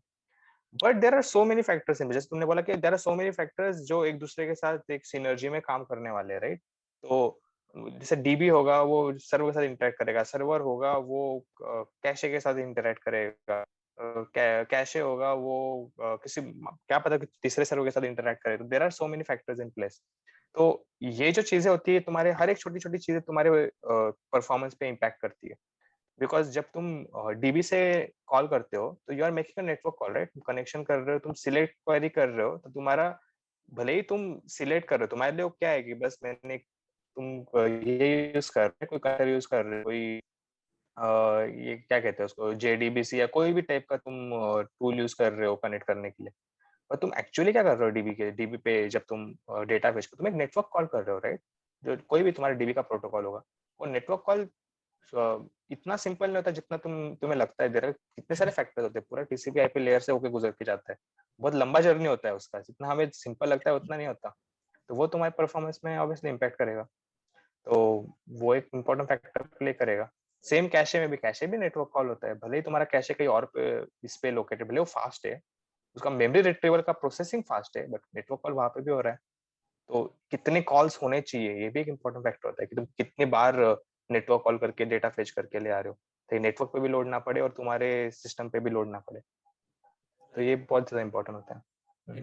वही बोला ना, इट्स जस्ट कि पूरा सिम्फनी में एक साथ काम करेगा ना, तभी तुम्हारा प्रोडक्ट उतना अच्छा बनेगा। इट्स नॉट कि एक चीज पे राइट राइट। बहुत अच्छा टीवी बना देते हैं, बहुत अच्छा उसका डिजाइन कर देते हैं, बट तुम्हारा कैशिंग नहीं है, तो बार बार रिक्वेस्ट आ रही है तुम्हारा। एग्जैक्टली तुम वही तो तुम कितना भी फैंसी यूआई बना लो, कितना भी फैंसी एपीआई बना लो, अगर तुम्हारा सर्वर ही स्लो होने वाला है तो कोई फायदा नहीं है ना, यूजर एक्सपीरियंस वैसे ही खराब हो जाएगा। हाँ, अगर मैं इसको एक छोटे से एग्जांपल में बोलूँ कि अगर तुम किसी रेस्टोरेंट में जाते हो, right, your code is just recipe. ठीक है, रेसिपी इंपॉर्टेंट हम्म होती है, बट वहां पे कितने लोग काम करने वाले हैं, इस पे डिपेंड करे तुम्हारा हम्म। कितना जल्दी बनेगा। वहां पे कितने कुक हैं, वो सब कुछ मैटर करेगा। राइट। तुम्हारी रेसिपी अच्छा है, इसका मतलब ये नहीं कि तुमको खाना अच्छा मिल जाएगा, हाँ, इंग्रेडिएंट्स, राइट?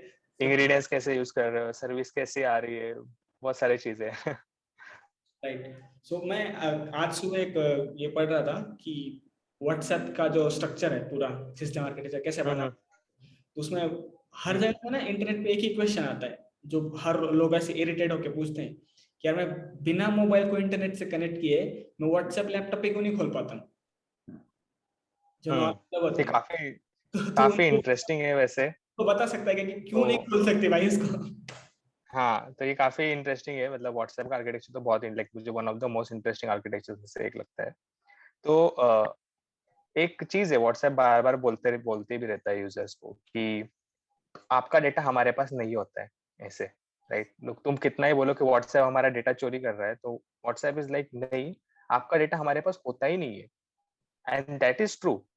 ये इसलिए है क्योंकि व्हाट्सएप का जो तुम चैटिंग जो भी करते हो, वो A person is chatting with B, तो ए ने कोई मैसेज शेयर किया, that message is encrypted by edge device, ठीक है? जो की बस ए के मोबाइल पे ही और कहीं पर भी नहीं है, नॉट इवन लैपटॉप विपटॉप, कहीं पर भी नहीं। जो तुम्हारा डिवाइस है जिसपे तुमने व्हाट्सएप इंस्टॉल किया ऐप, वहां पे की है तुम्हारा, उसने उसको, जो व्हाट्सएप को भी नहीं पता क्या की है, उन्होंने उसको एनक्रिप्ट किया, उन्होंने उसको सेंड किया। अब ये व्हाट्सएप के सर्वर पे गया, व्हाट्सएप के सर्वर ने उसको टेम्पररी उस मैसेज को अपने पास रखा, जब तक ये रिसीवर अवेलेबल नहीं होता। क्या पता है बंदे का इंटरनेट अवेलेबल ना हो, राइट? जो बी है उसका इंटरनेट बंद हो, तो उसने उसने टाइम तक अपने पास मैसेज रखा। जैसे इसका इंटरनेट अप हो गया, ये बंदा ऑनलाइन आ गया, व्हाट्सएप ने वो मैसेज सेंडर को दे दिया। सेंडर को थोड़ी देर के लिए अपने पास रखा, सेंडर को दे दिया। जैसे उसने सेंडर को दे दिया, व्हाट्सएप ने वो मैसेज को डिलीट कर दिया अपने सर्वर से, ठीक है, एक सर्टेन टाइम के बाद। तो अभी ये मैसेज सक्सेसफुली बी तक डिलीवर हो गया, ए ने डिलीवर कर दिया बी को, और बी ने वो मैसेज कहाँ स्टोर किया? अपने लोकल फोन में। तो वो अभी सर्वर पे नहीं है तुम्हारा मैसेज, वो मैसेज बी के फोन पे। सिमिलरली बी ने ए को मैसेज भेजा तो वो ए के फोन पे। तो तुम जितना भी चैट करते हो व्हाट्सएप पे, तुम डेटा भेजते हो और डेटा तो रिसीव करते हो, सारा तुम्हारे लोकल मोबाइल स्टोरेज में ही लोकेटेड होता है, वो भी एनक्रिप्टेड। तो सर्वर पे कुछ नहीं है। तो जब मैं व्हाट्सएप वेब खोलता हूँ, तब उसको डेटा कहीं से लेके आना है ना, राइट? सर्वर से तो नहीं ला सकता। तभी वो बोलता है कि अपने फोन से क्यूआर स्कैन करो। जब तुम फोन से क्यूआर स्कैन करते हो, तो वो एक कनेक्शन एस्टेब्लिश करता है तुम्हारे फोन के साथ एंड वेब ऐप के साथ। तुम्हारे फोन का इंटरनेट इसलिए हमेशा चालू होना चाहिए जब तुम व्हाट्सएप वेब यूज कर रहे हो। हर फोन का इंटरनेट मर गया तो व्हाट्सएप ऐप काम करना भी बंद बंद कर देता है। वो बोलता है बार बार कि नहीं, फोन का इंटरनेट चालू करो तो ही तुम मैसेज भेज पाओगे, क्योंकि वो मैसेज जाने वाला है एट द एंड फोन से, वो तुम्हारे वेब ऐप से नहीं जा रहा है। जो भी एक्टिविटी वो कर रहा है वो तुम्हारा फोन कर रहा है, राइट? तो अनलाइक जो फेसबुक मैसेंजर या फिर कोई और मैसेंजर एप्स होते हैं दूसरे, वो क्या करते हैं, वो सारा डेटा सर्वर पे रखते हैं। तो इसका फायदा ऐसा है कि मैं उसको कहीं से भी यूज कर पा रहा हूँ, बट नुकसान ऐसा है कि मेरे सारे चैट की इंफॉर्मेशन उनके सर्वर पे, राइट?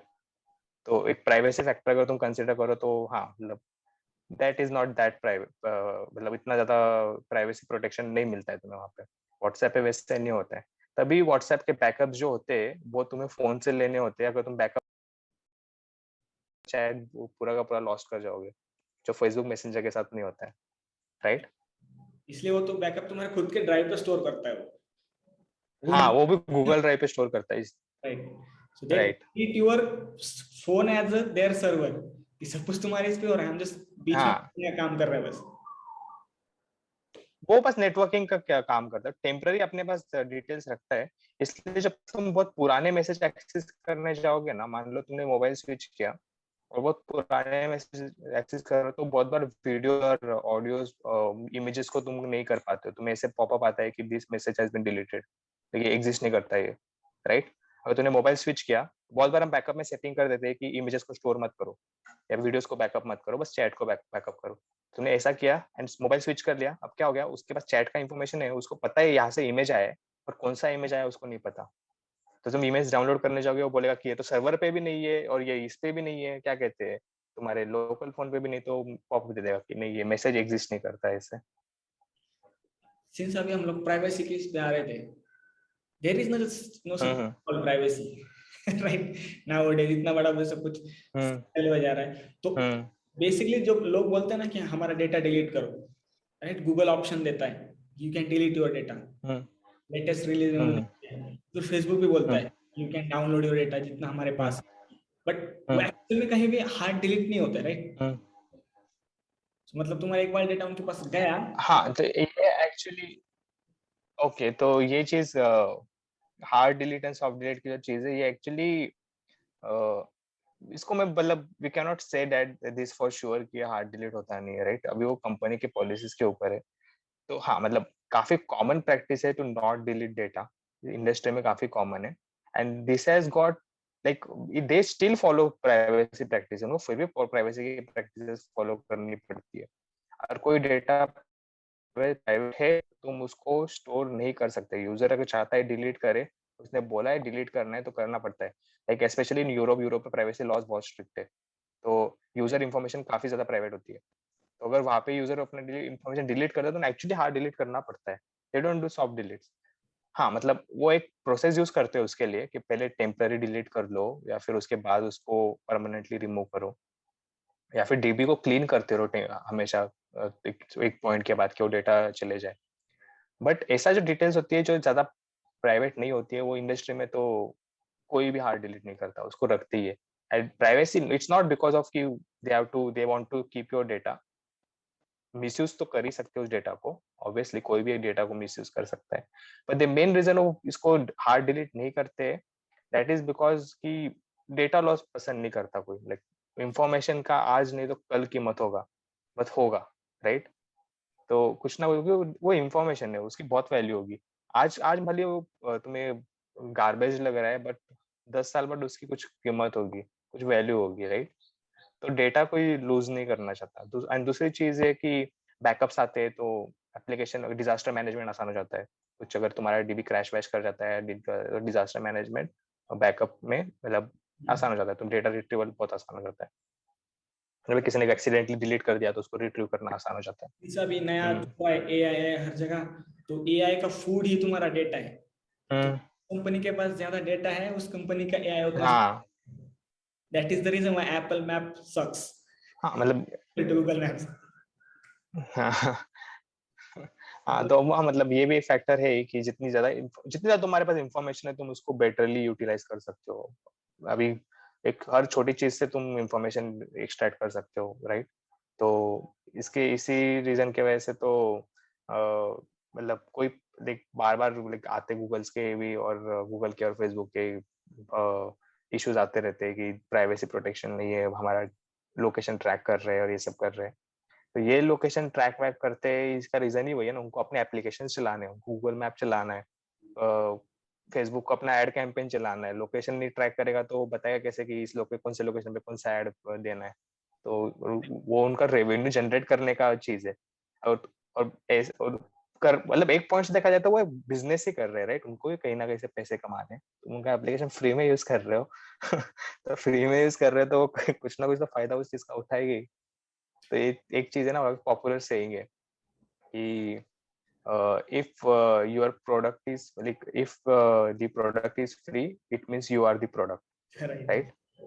हाँ, तो So ये चीज वही होती है, मतलब डेटा बेसिकली डेटा जो इसका मतलब है कि जो डेटा तुम उसको फीड कर रहे हो, तो तुम्हारा फोन फीड कर रहा है, वो उसको इस्तेमाल किया जा रहा है फ्री में, और बदले में तो तुम्हें क्या दे रहा है? फ्री का यूज करो हमारा है, ये चीज दे रहा है, राइट? तूने रिसेंट गूगल देखा क्या? गूगल एआई, गूगल का जो आईओ इवेंट लास्ट ईयर का गूगल आईओ, रिसेंट इवेंट हुआ था।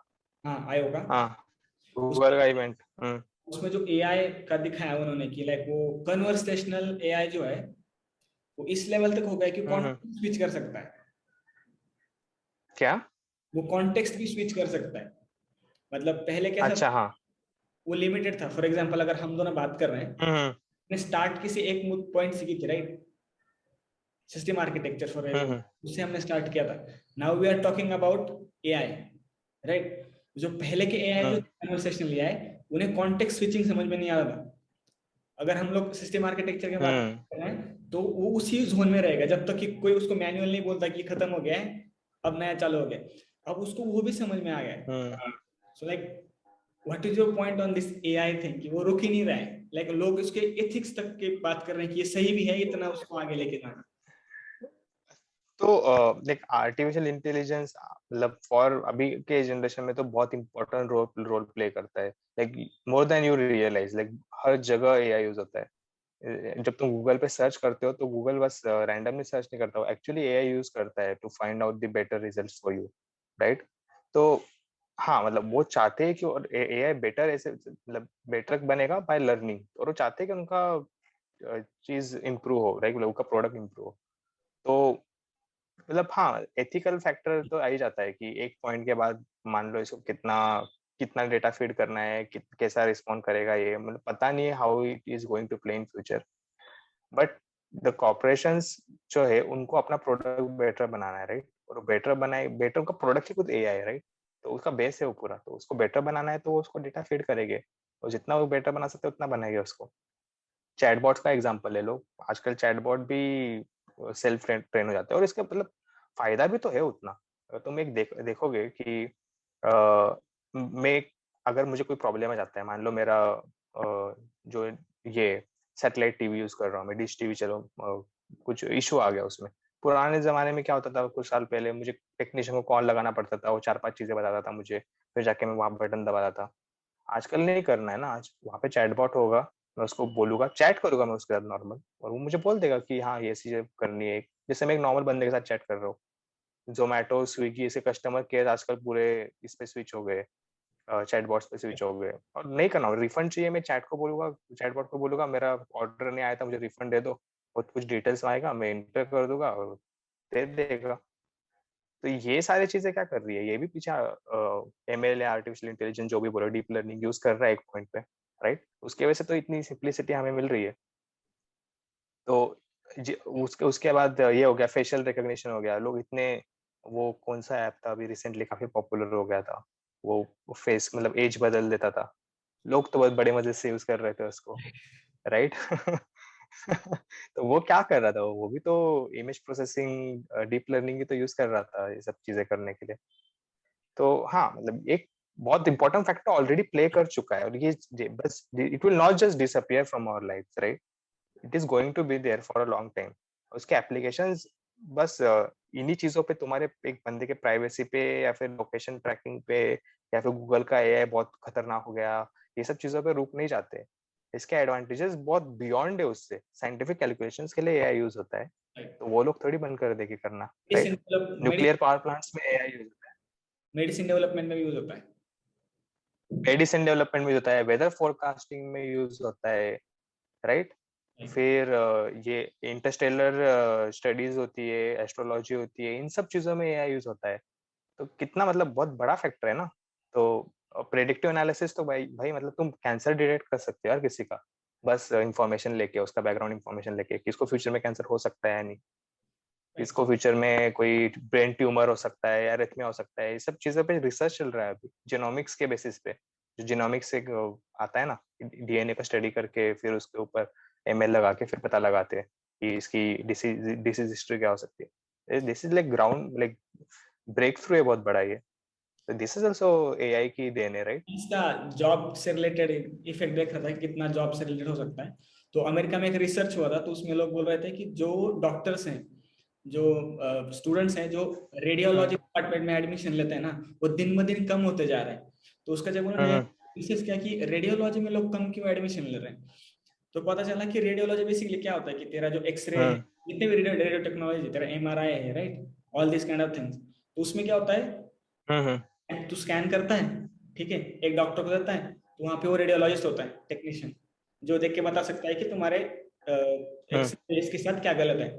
अभी उन्होंने उसका इतना बेस्ट एग्जांपल दिया, जैसे कि एक रेडियोलॉजी डॉक्टर जो है वो एक ह्यूमन है, right, so he is prone to mistakes. Plus ये तो पहली बात हुई। दूसरे से कि वो क्या कर रहा है एट द एंड, उसने अपने 4 साल के करियर में, सॉरी मतलब 4 साल के एजुकेशन में, और उसके बाद मान लो 6 साल उसने प्रैक्टिस की, तो 10 साल के टाइम पीरियड में उसने जितने भी एक्सरेज देखे, उसके उसको देख के वो बता रहा है ना कि अच्छा ये ट्यूमर है, ये ट्यूमर नहीं है, बिकॉज मेरा एक्सपीरियंस बता रहा है 10 साल में मैंने जितने एक्सपीरियंस है उसके हिसाब से ये ट्यूमर है, ये tumour. Right right. But since he is a human, he is prone to mistakes. But at the same time if you give this job to AI, वो कितने इस पे ट्रेन हो सकता है, वो लाखों इस पे ट्रेन हो सकता है। Plus since it's an AI, वो जो कलर की शेड्स होती हैं, वो और डीप में जाके डिटेक्ट कर सकता है उस चीज को। So if you feed that same image to AI, there more chances that कि वो एआई अच्छे से प्रेडिक्ट कर पाए कि उसके साथ क्या गलत है, compare to a doctor. Right, हाँ। तो वही चीज है, तो लाइक कोई जो लाइक मेडिकल साइंस में तो बहुत बड़ी बात हो गई है, but not just in medical science, छोटे मोटे कामों में भी if you can replace that task with an AI और अ मशीन, लेट्स से वो एआई भी मशीन ही है, विद अ मशीन, तो people will do it because वो उनको अफोर्डेबल है, राइट? वो उनकी एफिशिएंसी बढ़ा रहा है, लोगों को एफिशिएंट काम चाहिए, कॉस्ट इफेक्टिव होगा, एफिशिएंट होगा तो लोग करेंगे। हाँ मतलब jobs, this is another thing कि कंप्लीट डिफरेंट डिस्कशन की जॉब्स कम हो जाएंगे या क्या हो जाएगा, राइट? जॉब्स कम, कहीं पे जॉब्स कम होगी तो कहीं पे जॉब्स बढ़ेगी भी, ये भी एक चीज होगी, राइट? उस एरिया में बढ़ेगी, मशीन को भी तो किसी को बनाना है तो वो वहां पे जॉब्स बढ़ जाएंगे। तो this is a completely different discussion, but हाँ, रिलेटेड इट इज एक, गोइंग टू बी। इससे रिलेटेड मैंने ब्लॉग में देखा था कि जो हर टाइम ये क्वेश्चन है ना कि is AI going to take my job, तो उससे रिलेटेड मैंने एक ब्लॉग में देखा था कि हर इट्स नॉट कंपलसरी कि तुम्हारा जॉब ले ही जाएगा वो। क्योंकि मैंने एक डॉक्यूमेंट्री देखी थी, उसमें बहुत सही से एक्सप्लेन किया था कि जो लोग कंपनीज के इस पे काम करते थे, क्या बोलते हैं, असेंबली लाइन पे, राइट, तो उनका जॉब उन रोबोट्स ने ले लिया। बट इट्स ये नहीं कि वो अनएम्प्लॉयड हो गए, वो सेम फैक्ट्री में दूसरा काम कर रहे थे उन्हीं रोबोट्स को मेंटेन करने का। या फिर जैसे कि एटीएम है, राइट, तो राइट राइट, एटीएम, एग्जैक्टली वही पॉइंट है, राइट, राइट। और जो, हाँ, तो if jobs are going to disappear, some new jobs are going to be created. Right, तो हाँ, मतलब it's going to be different world, right? ये अभी की बात थोड़ी है, ये तो पुराने जमाने से चलते आ रहा है, पहले भी तो था कुछ, कोई काम को मशीन ने रिप्लेस कर दिया और वो काम को करने के, मशीन को चलाने के लिए कुछ और लोगों ने काम करना शुरू कर दिया। यू तो ये डोंट तो बहुत पहले से चलते आ रहा है। हैव, एग्जैक्टली वही। तो पहले ये क्या कहते हैं, ट्रांसपोर्टेशन के लिए बहुत सारे हाथी घोड़े लगते लगते थे या फिर उन हाथी घोड़ों को मेंटेन करने के लिए लोग लगते थे। तो ये चीज थी पुराने जमाने में। आज वही चीज ट्रक से तुम्हारे रेलवेज कर देते। अभी हाँ, मतलब हाथी घोड़ों का काम तो हट गया, लेकिन अभी हाथी घोड़ों की जगह पे रेलवेज को और ट्रक्स को लोग संभालते हैं, राइट? तो उनके भी तो जॉब्स क्रिएट हुए। राइट। अगर कोई जॉब गया तो कोई दूसरा जॉब भी तो क्रिएट हुआ। एंड इफ इट तो हेल्प्स, यही पूरा पॉइंट है, that's how AI is going to. और लोगों को ये भी कंफ्यूजन होता है ना कि मेरा जॉब जाएगा या नहीं जाएगा। तो मैं बस एक इजीली बोलता हूँ कि अगर तुमको देखना है कि तुम्हारा जॉब जा सकता है नहीं जा सकता है, तो ऐसा है कि anything that can be converted into a mathematical formula और मैथमेटिकल इक्वेशन और something which is repeated, right. A computer can do that. Hmm. तो अगर तुम्हारा काम उस कैटेगरी हाँ, में एनी रिपीटेटिव टास्क तो जा सकते हैं। हाँ, तो if your work is in a pattern, अगर तुम्हारा जॉब है वो एक पैटर्न में काम कर रहा है, तो एक pattern can be replaced by a machine. तो राइट। हाँ, तो तुम्हारा जॉब जा सकता है। तो ऐसे वाली चीज है, बट ये बहुत डिफरेंट डिस्कशन है, like it's a completely different area of discussion. But हाँ, कि इज ये वन भी ऑफ एक द चीज बिगेस्ट होती है। एआई के अगेंस्ट जो एक है ना कि कुछ लोग हैं कि बोलते हैं कि एक लेवल तक इसके इसके आगे नहीं जानना चाहिए, उसका बहुत सारा सपोर्ट इस साइड से आता है कि जॉब चले जाएंगे, जॉब चले जाएंगे। दैट्स व्हाई मैंने इसको डिस्कशन में लेके आया था कि हम्म। मोस्ट ड्राइविंग फैक्टर कि तुम हाँ, तुम गॉट इट गॉट इट। हाँ, वो बहुत सारे लोग इस चीज से रिलेटेड भी करते हैं कि इन job जाएंगे। प्रोग्रेस, देखो प्रोग्रेस का ऐसा है, प्रोग्रेस का बस स्टॉप नहीं हो जाता। प्रोग्रेस स्लो हो सकता है because of all this factors, बस वो स्टॉप नहीं हो जाएगा, वो होने वाला है। लोगों को क्यूरियोसिटी बहुत बड़ी चीज होती है, एंड आज लोग इस चीजों को लेके ये कर रहे हैं, और कल को जब उनको उसी के फायदे पता चलेंगे तो क्या पता वही लोगों का माइंडसेट चेंज हो जाए and they will start to adopt it, right? फायदे भी तो है उस चीज के, काफी सारे वो भी। तो right. Machines, like for example अगर हम लास्ट 100 years की बात करें, तो जो इंडस्ट्रियलाइजेशन एंड ये सब के वजह, like technology, digital world and all this के वजह से जो चेंजेस आए हमारे इसमें पूरे लाइफस्टाइल। सोसाइटी में, वो बहुत ज्यादा ड्रास्टिक है। हाँ, और उसने हमारा लाइफस्टाइल काफी चेंज कर दिया है। अब फाइनेंशियल्स की बात करो, इंडिया में देख लो, कुछ सालों पहले तक बैंक में पैसे ट्रांसफर करने के लिए बैंक जाना पड़ता था। तो कितना लाइफ कितना इनकन्वीनियंट था तभी। आज वही चीज मैं घर बैठे बैठे फोन से कर सकता हूँ, राइट? तो ये भी एक चीज हो गया ना, this is like lot more convenience. मुझे आज तक मैं अपने बैंक ब्रांच में गया नहीं हूँ क्योंकि मुझे जरूरत ही नहीं पड़ी जाने की, सारे काम मेरे घर बैठे हो जाते हैं, राइट? तो ये चीज 10 साल पहले तो पॉसिबल नहीं थी ना। अगर 10 साल पहले किसी ने बोल दिया होता कि नहीं, कोई भी फाइनेंशियल चीज ऑनलाइन नहीं होगी, सिक्योरिटी इश्यूज है, ऐसा है वैसा है, लोग मिसयूज करेंगे, तो आज लाइफ तुम्हारी इतनी कन्वीनियंट होती। और वही तुम अपना इंपॉर्टेंट टाइम कहीं और जगह पे दे सकते हो, तो तुम बैंक जाने में देते थे। वही, तुमको रेपिटेटिव काम नहीं करना है, machine can do that. Exactly. Hmm. So काफी अच्छा डिस्कशन रहा है, thanks for Shivam for joining. And one another thing, तेरा ब्लॉग भी है राइट? या हाँ, हाँ। मीडियम पे है। राइट, तो तू बता हाँ, सकता है कि तू अपने ब्लॉग पे क्या क्या लिखता है? सो उसका जो लिंक है, इसके ब्लॉग का तो लिंक। यही ओके, नाउ यू एक्सप्लेन। तो बेसिकली मेरे ब्लॉग में मैं अलग अलग डिफरेंट फ्रेमवर्क जो इंडस्ट्री में यूज होते हैं, प्रैक्टिसेस जो इंडस्ट्री में यूज होती है सॉफ्टवेयर डेवलपमेंट से रिलेटेड, सिस्टम डिजाइन जिससे अभी हमने बात की थी, डेटा इंजीनियरिंग के बारे में मैं काफी लिखता हूँ कि डेटा कैसे मैनेज होता है। तो जो भी स्पेशली जो न्यू टेक्नोलॉजीज जो आती है फ्रेमवर्क्स, तो उनका यूटिलाइजेशन लोग कैसे कर सके बेटर, या फिर कोई चीज के ड्रॉबैक्स कैसे हो सकते हैं, कोई भी जैसे अभी मैंने माइक्रो सर्विसेज के बारे में डिस्कशन किया, राइट? तो इसके ऊपर भी मैंने एक ब्लॉग लिखा है कि इसका मिसयूज कैसे, मतलब हाउ यू कैन बेसिकली इसका डिसएडवांटेजेस क्या होता है माइक्रो सर्विसेज के। तो ये सारी चीजें हो गई। हमें स्पेशली जो नए फ्रेमवर्क्स होते हैं, cloud based frameworks and all, मैं उसके ऊपर ज्यादा लिखता हूँ, तो ये सारी चीजें लिखता हूँ मैं। राइट। ओके, सो जितने भी लोग देख रहे हैं, सो बेसिकली अगर आपको नॉलेज अपना बढ़ाना है तो आप उसको उस ब्लॉग पे साइन अप कर सकते हो, मीडियम पे जाके, and you can follow him on Medium. And I can assure you he is one of the most smartest and most nerdiest guy I know of. So आपको बहुत knowledge मिलेगा, follow him on Medium. Okay, so any other place where you give away knowledge, like तेरा और blog और कहीं पे होता है सिर्फ, या सिर्फ मीडियम पे लिखता है? मीडियम पे होता है, और कहीं नहीं होता, but yeah eventually I am planning to start एक लिंक्डइन का भी एक सीरीज स्टार्ट करने का सोच रहा हूँ, तो you can follow me on LinkedIn, तो वहाँ पे you can find all that content जो मैं लिंक्डइन पे डालूंगा। सो इसके ब्लॉग का प्रोफाइल का लिंक एंड लिंक्डइन प्रोफाइल का link will be in the description, जिनको भी फॉलो करना है। So thank you Shivam for joining and we had a very wonderful time. Thank you. Yeah thank you. Bye bye. करते हैं close.